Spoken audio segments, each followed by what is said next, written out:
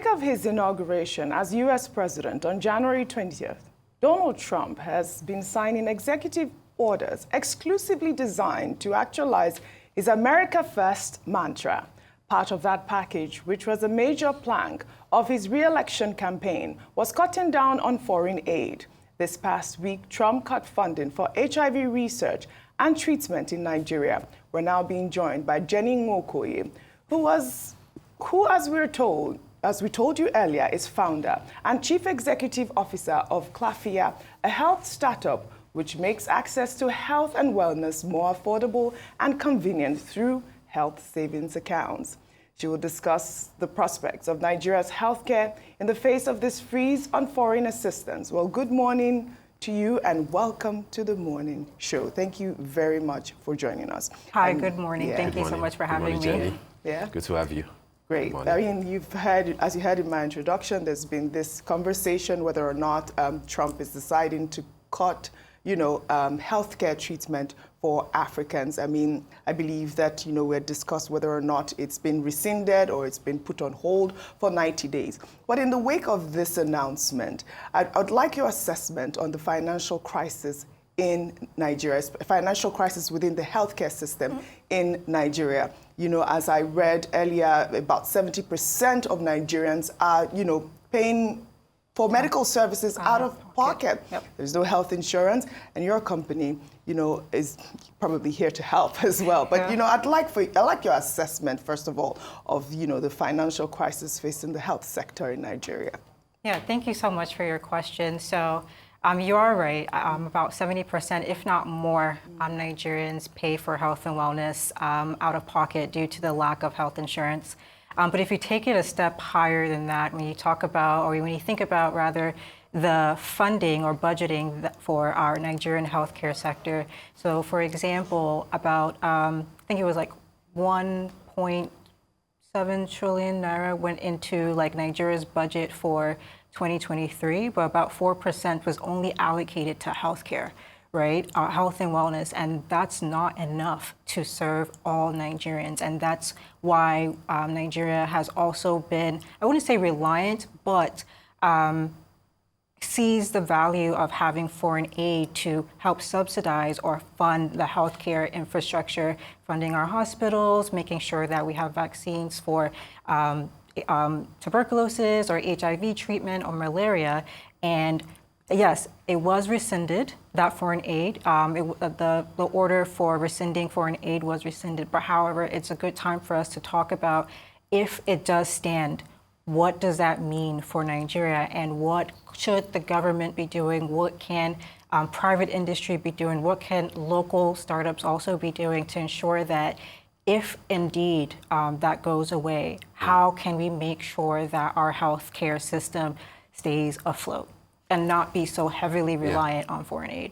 Absolutely. I mean, I like the fact that you basically echoed what the former president of Kenya, Uhuru Kenyatta, said in his response to Trump's executive order, which basically, was to say that why is everybody crying? Yeah. That you guys don't pay taxes in America. America does not owe us.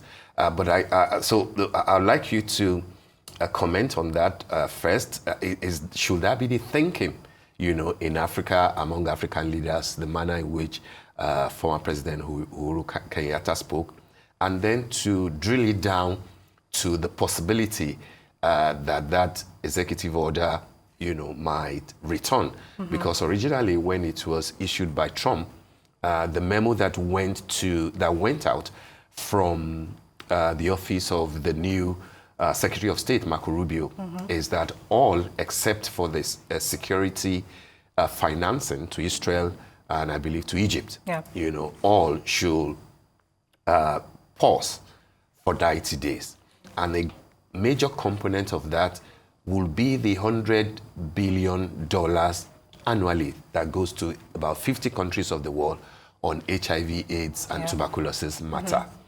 If it returns, what do you think the implications will be to a country like Nigeria, where we're still, after 40-something years, HIV still seems to be an issue? And then what do you think should be the stopgap measure from the Nigerian government? Yeah, thank you so much for that. So I think I would say, like, you know, for the initial reaction, as someone like me who runs a healthcare startup, and amongst my peers, when we initially heard the news and just looking on LinkedIn, right, it didn't just affect Nigerians or Africans. Like, a lot of people were concerned about their jobs. A lot of people, like, had funding allocated to, like, potential projects that were going to start. And then when that order went in place, you started to you know, think about, like, what's going to happen to my projects. And so I think it's a normal reaction to have initially. Yeah. However, that just shows that we also need to have more power in our own hands so that we're not necessarily at the mercy of foreign aid being here today and gone tomorrow. Because, right, like, we don't pay taxes in America, right? So it's not necessarily an obligation that they have to do, but they do it anyways, and I'm sure they have their own reasons in the back end why they decide to give us foreign aid. But still, it's not something that we should be heavily reliant on. I believe that, you know, we should just take a step forward, especially the Nigerian government, to heavily invest in the healthcare system in Nigeria. For example, I just mentioned about $4 billion, I think it's naira, was allocated from Nigeria's budget in 2023 just for healthcare alone. And that's really not enough. But for 2025 budget, health is getting the third biggest allocation after security and education. So that's a good step forward. And so what we would like to see is how that is now trickled down into, one, ensuring that there's good healthcare financing, if it's in the form of insurance or if it's in the form of, like, another entity that can meet Nigerians where they are to help reduce that out-of-pocket spend. Because if you don't have that layer, the chances are is that people are just not going, it just increases the barrier to access health and wellness, and then people become more sicker. And then, like, it just has, like, long-term drastic effects, a short healthcare span or a lifespan of all Nigerians. And a healthy workforce, a healthy country means a prosperous country, right? If we don't invest in things like HIV or, like, tuberculosis and malaria, right? Like, which is one of the burden of diseases that a lot of Nigerians face today, it's just not going to be a good look for us, right? Especially for those of us at the bottom of the pyramid who really, really need that. And even within that group, you see people who are marginalized, right? They're either come from, because of their sexual orientation, they also receive that kind of support. We don't hear about it, but they are definitely benefiting from that. In places where the primary health care system is not as strong, and you have, like, women who could be, like, single mothers, but need access to that as well, they would be highly affected. And so that is like the benefit of having foreign aid. But my hope is that, like, as this budget has been allocated for health care in Nigeria, that we begin to see it trickle down, and it continues to be not just something that was allocated for this year, but, you know, over the next couple of years, hopefully there is an increase in that, because it's an industry or a sector that has, like, struggled a lot and really badly for the past couple of years.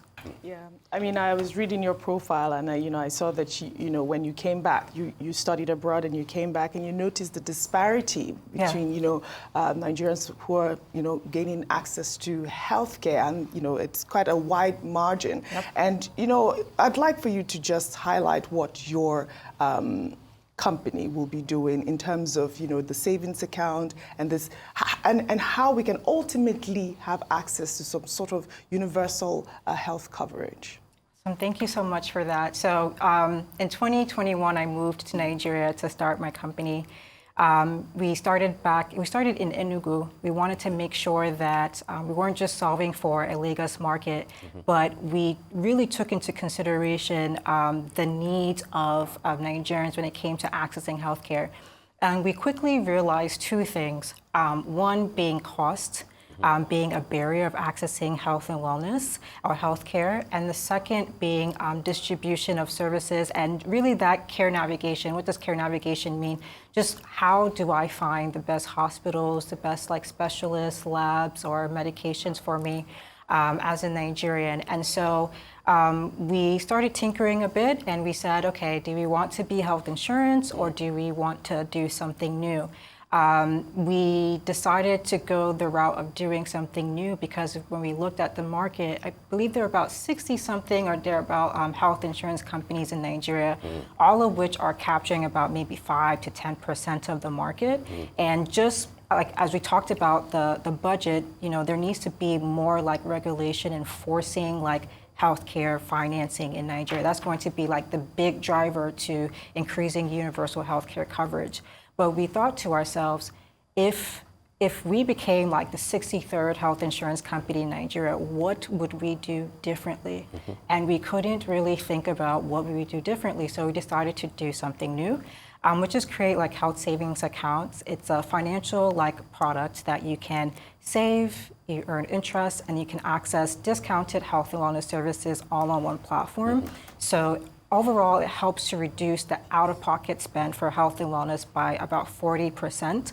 But another thing that it does, it helps reduce that stress of care navigation. And so all on one platform, you can speak to a doctor, you can get your medications delivered to you, you can get your lab tests, someone can come to your home and pick up your lab samples and take it to the lab, and you get your results into like your platform.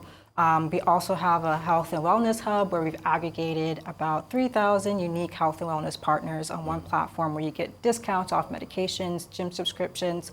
The future looking forward is that we basically create a new financial layer for health financing.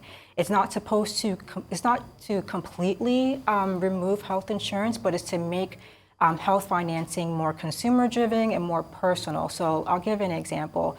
Based on your healthcare needs and how you access healthcare, could we like leverage AI, for example, to come up with a healthcare like package or healthcare like plan that specifically meets your needs, so that when you do want to access health and wellness, you're not kind of like bucketed into a health insurance plan that doesn't meet your needs. And then finally, what I wanted to say is that our health savings accounts, our HSAs, also help solve the issue of distribution, meaning that in the early days of Clafiya, we struggled to get our services to the mass market because of that lack of health insurance. From my experience living in the United States, when I had health insurance, I got it through my employer.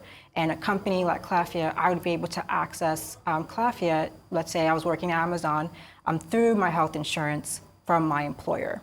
But because... So let's say you're working in a rice and then there's Clafiya here. Yes. What benefits, could the staff here derive? Oh, okay. Thank you so much for that question. And so just to make it a bit practical. Yes. Okay. So for Clafiya, your employer, so Rise TV, will be able to set aside a budget for all their staff members, and then with that budget, you now have the choice to decide how you want to access health and wellness. Okay. You can also access health insurance on our platform as well. So let's say you want to get a micro health insurance plan, but you want to use the other funds in your HSA to like go to a spa, go to a gym, get mental health, for example, because that's really important.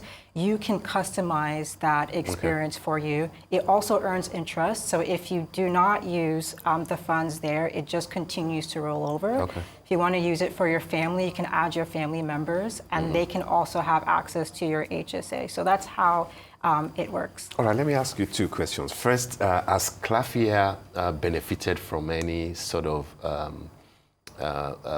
funding assistance from the U.S. government? I would say, actually, well, not directly from the U.S. government, but through programs that have been funded by the U.S. government. Okay. So either through like pitch competitions that I participated in while I was in school at Georgetown. Some of that funding was supported by the U.S. government, but not necessarily directly from the U.S. government. Okay. Is there a future where we could get support from the U.S. government? Yeah. I believe so. But I mean, with the new administration, I mean, who really knows what that looks like? So perhaps like maybe we could get support from another government like the UK or like any European, or just hopefully maybe it could be another African like government or country as well. So, All right, that's where I'm actually coming because reports from the U.S. Foreign Assistance captured that in 2023 alone, Nigeria was number 7 on the list of the countries that got the most money from the U.S. government, essentially for health-related, issues. And in 2023, many people might not know this. I guess you have a bit of an idea. Nigeria got a total from U.S. government alone of $7.8 billion. From U.S. government. Nigeria got $1.19 billion in 2023 alone, and then a total from U.S. government of $7.8 billion in 10 years. In 2023, we were behind Israel, which got the most, Ukraine, Israel, Jordan, and Egypt. So $1.19 billion in 2023, a total of $7.8 billion in 10 years. In 10 years. And then in total, this time around, I'm quoting the former Minister of National Planning and Budget in Nigeria under Buhari, who said that Nigeria got a total of, I believe, 28 point something billion dollars in total in 5 years, 2015 to 2020, all over the world. Why am I saying this? Because these figures are important. Part of what Elon Musk, who, as you know, is the co-chair of the DOG, what's that department called again, of government efficiency in America, is saying is that there's a suspicion that only 10% of what America gives out in aid to foreign countries actually get to the beneficiaries. So you see NGOs having big offices, big cars, traveling on holidays, stuff, government officials. That's a suspicion. It's an allegation.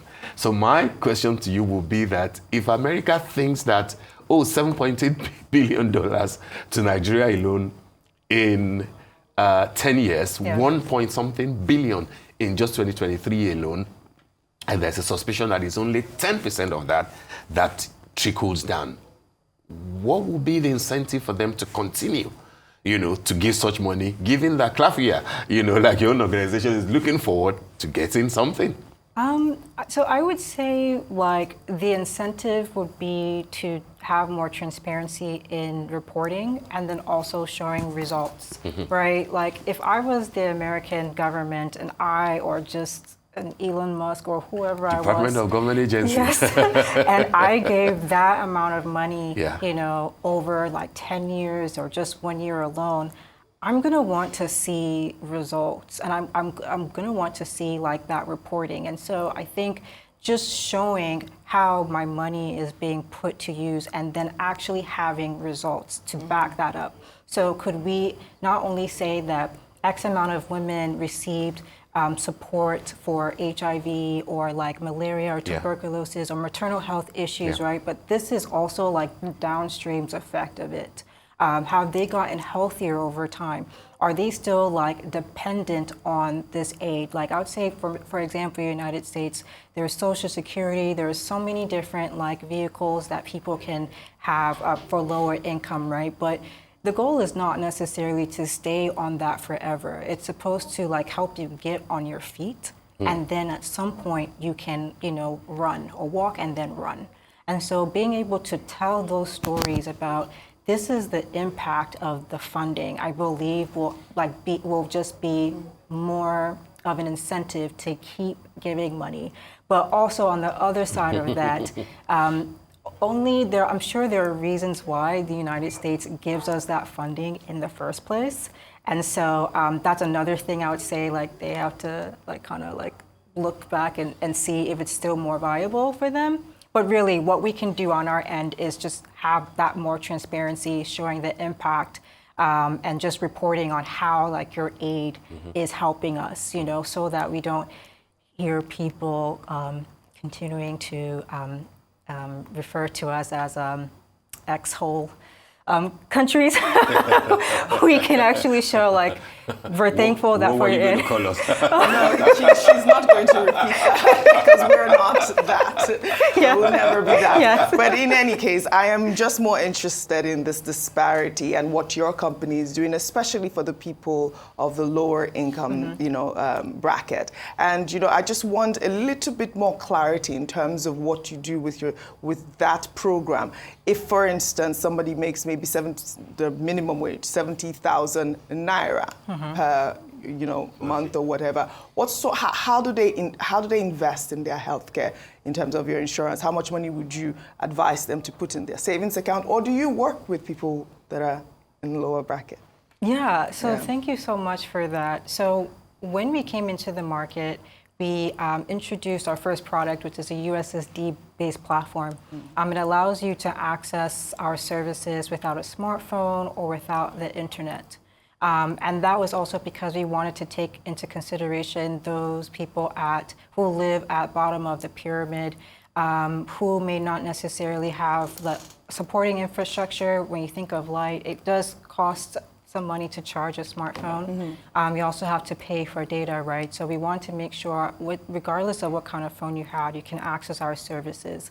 Then, as far as like making sure that we are subsidizing the services, right?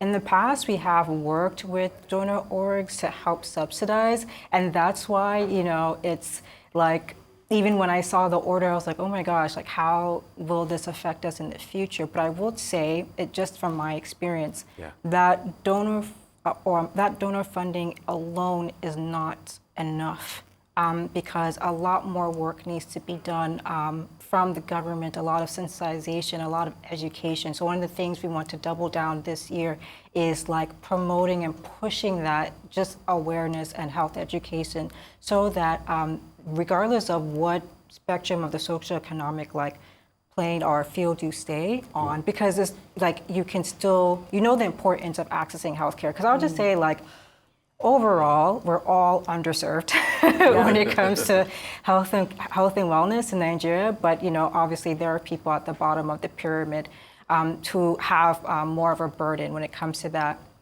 Then for our savings account, what we do, let's say for a question, if you had like 70,000 naira, right? We also have to take into, like, you're making a month. If you're earning minimum wage. Yeah, so we also have to take into consideration like what other, you know, like their needs, like paying for rent, paying for food, like paying for all these things. So I would like recommend like on our platform, right, because we're able to like customize your health and wellness plan, or health and wellness like financing rather, we could say like just save like 2,000 naira or 3,000 naira every month at least. You can buy like a micro health insurance plan of 1,000 naira, and the other 2,000 naira you keep it, and it just continues to compound interest over time. And then I would just say, just in addition to making sure that we have universal healthcare coverage, at least how we are approaching it, one of the biggest way to ensure that you have good health and well-being is just to stay healthy. Yeah. And that's like the biggest insurance or biggest like health financing like you can have for yourself. And that's why we're pushing the health education part. Fine. So not just like putting money aside, which is also really, really good, because if you're well, then you have like good financial wellness. It just at the intersection of those two things, like you just become a better person overall, and like you have like your family that benefits from it, and it just elevates you as a person. But what can you do aside from that? Like going for walks, eating healthier, right? Checking yourself. So even if you check yourself once a year, like do a full body check once a year, that's good enough to ensure that at least you know the status of your well-being, so that when you get older and you start experiencing like these chronic conditions, it's not a surprise, right? Because it didn't like start when you were 50. It started when you were 20, and not having like the best like eating habits, for example, or not being as active, or just doing those little lifestyle changes to help you as a person. I'll give like one example. So my dad is diabetic. Okay. He's been diabetic for as long as I've known him, so since I was born, and he only got to know that when he was doing a pre-employment like test. But some people will like get those results and do nothing with it. But because we have a family history of diabetes, he found out when he was about 35 years old. He took it very, very seriously, and I'm really glad that he did that, because as we've gotten older, we've lost family members from diabetes. That's something that you can just manage on your own. Yeah. But my dad is like so diligent on it. Like he can tell like he can like at least estimate his reading without like doing a blood sugar test. Yeah. Because that's how like dedicated he is, and so that's like the level we want all of us to get at, just making sure you're taking care of yourself. Jenny Nwokoye, thank you very much for the education this morning, and good luck with your program. Well done. Thank you so much. Well done. Thank you for having me. The figure I quoted before, OJ, just before we go, that was from Mr. Clement Hagba, the former Minister for Budget and National Planning, and the total was $26.9 billion that Nigeria got from donor agencies in 5 years, 2015 to 2020. Wow. That's huge. Yeah, that's well, all right. We hope that they're able to make good use of that. Thank you again for joining us on the program this morning. Thank you so much.